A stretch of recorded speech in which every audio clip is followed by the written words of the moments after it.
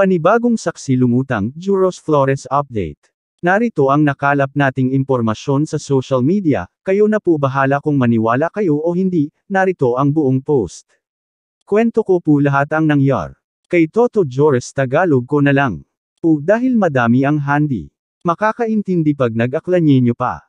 Ako, sana po ay bukas natin ang ating mga mata dahil ang totoo po, ay pinatay si Jores ng aking mga kaibigan dahil sa inggit kay Juros. Totoong nagpaalam si Juros na umalis at dumaan kami sa gubat.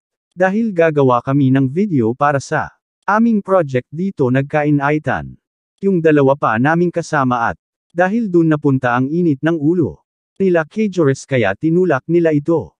Hanggang sa mapaupo at dito na nila sinabi na lahat ay nakukuha ni Juros bukod nga po sa may itsura si Juros matalino din po ito pag dating sa school kaya dun po nila ginawa ang hindi kaaya-ayang pangyayari sa takot ko ay napahinto na lamang ako habang pinapanood kung paano nila pukpukan ng bato si Juros sa ulo. Para sa source ng video na ito nasa description ang link.